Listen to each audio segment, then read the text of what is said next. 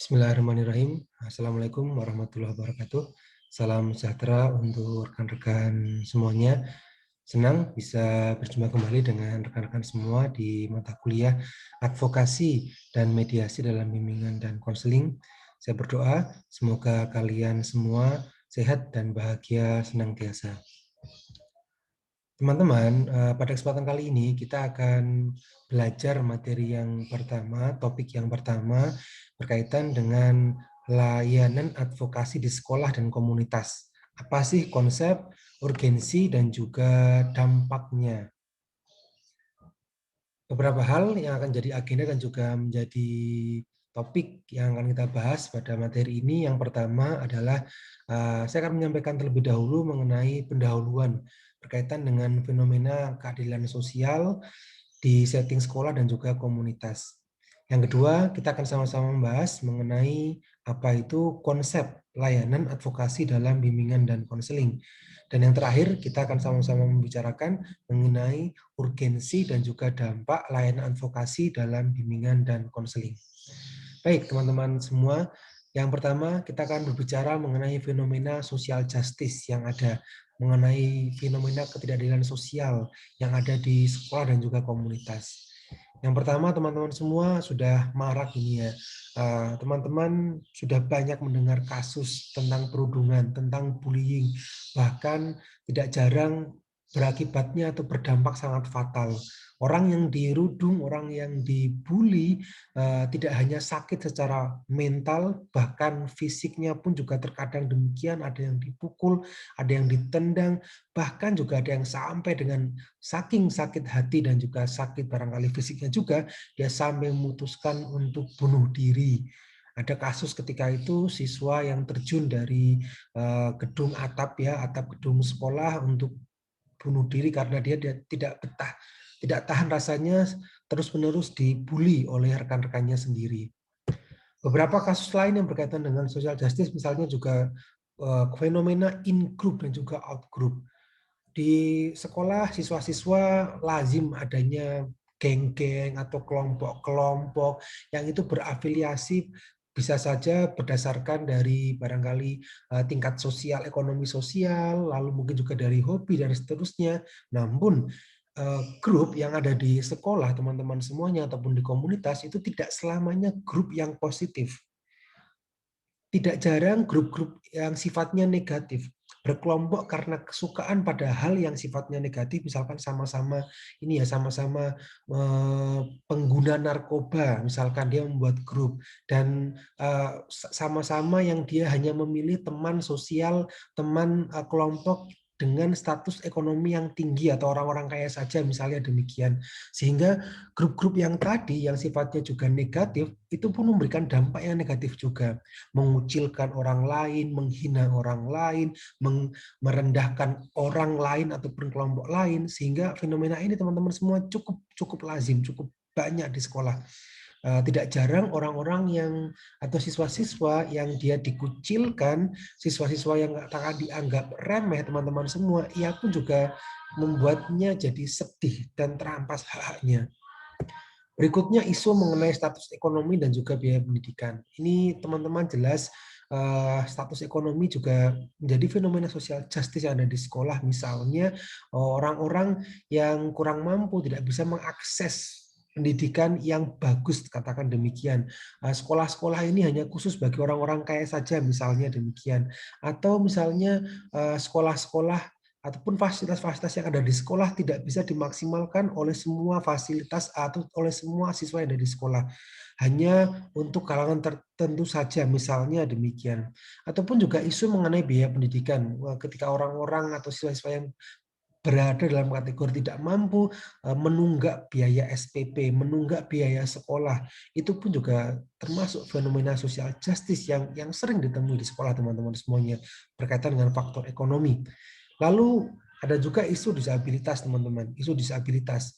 Isu disabilitas ini berkaitan dengan sekolah yang tidak sepenuhnya ramah pada orang-orang dengan disabilitas, dengan kekurangan baik fisik ataupun mental. Sekolah-sekolah yang tidak menerima orang-orang dengan kebutuhan khusus misalnya demikian. Itu pun juga isu-isu yang membuat orang atau siswa terampas haknya, terampas mengenai apa yang seharusnya dia boleh didapatkan. Dan masih banyak lagi teman-teman semua sosial justice yang mungkin juga, sekali lagi, yang mungkin juga teman-teman alami, yang mungkin juga teman-teman alami ataupun pernah kalian ketahui.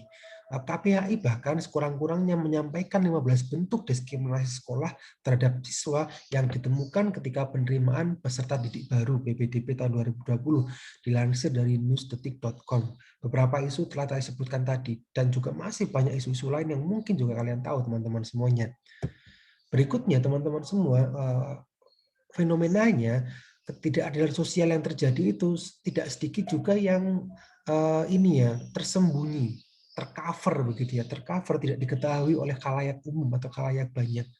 Dan hal itu teman-teman semua, ketidakadilan sosial itu membuat siswa atau konseli ataupun individu terampas haknya dan bahkan ada yang tidak mampu untuk membela diri dan juga menyampaikan mengenai haknya ataupun apa yang seharusnya dia dapat peroleh. Ini adalah isu yang fundamental berkaitan dengan layanan advokasi. Sekali lagi saya sampaikan bahwa ini adalah isu yang fundamental berkaitan dengan siswa atau konseli atau individu yang terampas haknya. Terampas hak-haknya dan bahkan dia tidak mampu membela dan menyampaikan, dipendam terus dan hanya bisa menyimpan dalam hati. Itu adalah isu dalam layanan advokasi. Baik teman-teman semuanya, setelah kita membahas mengenai isu yang tadi kita sama-sama ini ya, kita berikan tanda merah bahwa siswa tidak mampu mendapatkan haknya, terampas haknya. Maka apa itu yang disebut dengan layanan advokasi dalam bimbingan dan konseling? Fenomena-fenomena tadi teman-teman semuanya itu membuat bimbingan dan konseling perlu melakukan layanan advokasi. Advokasi itu ya sering dikenal juga dengan advokat. Mungkin teman-teman sering mendengarnya advokat itu kayak pengacara atau lawyer. Advokat atau advokasi itu punya meaning atau punya makna secara maknawi katanya teman-teman semuanya itu berarti mewakili. Mewakili, membela, dan juga menganjurkan. Jadi sebagai perwakilan untuk membela dan memberikan semacam advice atau memberikan anjuran kepada pihak-pihak yang terlibat. Kenapa demikian teman-teman semuanya? Kenapa kok butuh wakil? Kenapa kok butuh dibela? Kenapa kok butuh dianjurkan atau diberikan anjuran teman-teman semua? Karena tadi kembali lagi pada tidak terampasnya hak. Karena siswa terampas haknya dan tidak mampu menyampaikan. Layanan BK yang membantu peserta didik untuk memperoleh kembali hak-hak dirinya yang tidak diperhatikan atau tidak dapat perlakuan yang semestinya, mendapatkan perlakuan yang salah dan tidak seharusnya, itu adalah layanan advokasi. Layanan advokasi membantu siswa atau konselor itu bisa mendapatkan kembali hak-hak dirinya yang telah terampas. Fungsi dan juga tujuan umum advokasi dalam konseling mempunyai fungsi untuk membela hak seseorang yang tercederai, yang terampas. Sedangkan tujuan khusus dari layanan ini teman-teman semuanya, yakni membebaskan klien atau mengupayakan konseli untuk bisa terbebas dari pihak-pihak tertentu atau dari kondisi tertentu yang membatasi dan bahkan menghapuskan hak-hak konseli. Berikutnya teman-teman semuanya, komponen dalam layanan ini teman-teman menyangkut orang-orang ataupun komponen yang bervariasi, baik berkenaan dengan orang-orang yang terkait maupun variasi kondisi dan keluasan materinya. Paling tidak ada 3 komponen teman-teman semuanya. Yang pertama ada konselor, yang kedua ada konseli yang terampas haknya, dan yang ketiga ada pihak-pihak yang terlibat atau yang merampas hak konseli. Teman-teman, perlu saya sampaikan terlebih dahulu perbedaan antara advokasi dan juga mediasi yang juga kita bahas di mata kuliah ini, teman-teman. Hubungan advokasi dalam hal ini bukan hubungan untuk memediasi atau perantara. Sehingga hubungannya itu bukan sebagai jembatan, bukan. Namun hubungan advokasi lebih pada untuk membela dan mewakili konseli karena ada satu pihak yang itu merampas haknya dan ada satu pihak yang terampas haknya dan tidak mampu melakukan pembelaan. Sedangkan dalam hal mediasi yang akan kita bahas di tengah semester berikutnya, hubungan atau kasuistik yang terjadi itu lebih khusus pada dua orang atau kelompok yang sedang bertikai atau bertengkar. Dua hal yang dua orang atau dua kelompok yang mungkin bisa saja sama-sama kuat, dan dua orang atau kelompok itu bertikai dan perlu ditengahi, perlu dijembatani, perlu ada perantara. Kalau hal ini teman-teman semuanya, kalau advokasi berbeda dengan hal itu, lebih pada kelompok salah satunya terampas haknya, terzolimi, tanda kutip demikian. Lalu apa urgensi dan juga dampak layanan advokasi dalam bimbingan dan konseling? Paling tidak ada 4 dampak atau urgensi. Mengapa ini penting teman-teman semuanya? Yang pertama adalah advokasi dan kesempatan untuk merubah budaya dan juga merubah sistem. Contohnya teman-teman semuanya, budaya dan juga sistem yang dimaksud misalnya adalah ketika siswa di sekolah yang membuat grup berdasarkan sosial ekonomi dan meremehkan status yang lebih rendah. Dengan adanya advokasi teman-teman semuanya, ini bisa berdampak dan bisa membuat perubahan bahwa tidak adanya lagi grup-grup yang itu merendahkan ataupun saling lebih menghargai. Itu berkaitan dengan merubah budaya dan juga merubah sistem. Ini bukan hal yang mustahil teman-teman semuanya. Seringkali hal yang kecil bisa berdampak begitu luasnya. Yang kedua, merubah sikap dan juga keyakinan. Bagaimana tidak teman-teman semuanya? Misalnya ada siswa yang tadinya itu tersakiti, siswa yang itu terzolimi, yang dikucilkan.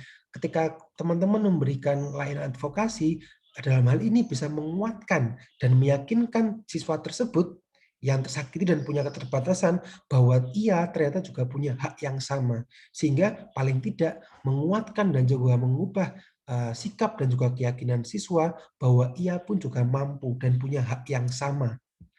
Berikutnya teman-teman semuanya, ini juga bisa berdampak pada kepercayaan pada layanan dan program BK. Ketika konselor atau guru BK melakukan layanan ini, konselor concern pada orang-orang yang terampas haknya, maka layanan BK dapat semakin dipercaya dan semakin memberikan kapabilitas. Dan yang terakhir teman-teman semuanya, advokasi dapat juga dilakukan sebagai bentuk dari aksi sosial dalam konteks komunitas yang lebih luas. Misalnya teman-teman konselor mengajak anak-anak untuk berderma, mendukung panti asuhan untuk siswa-siswanya bisa memberikan beasiswa agar dia bisa sekolah. Itu juga dapat membuat siswa kita lebih peka dan juga tanggap pada isu sosial kemasyarakatan. Oke, teman-teman semuanya, 3 hal tadi telah kita bahas, mulai dari fenomena social justice, yang kedua apa itu layanan advokasi, dan yang ketiga urgensi dan juga dampak dari layanan advokasi dan bimbingan konseling. Semoga materi pada hari ini dan pada topik ini bisa bermanfaat dan nanti dapat kita terapkan ketika kita menjadi konselor di sekolah. Tetap bahagia teman-teman semuanya dan terima kasih.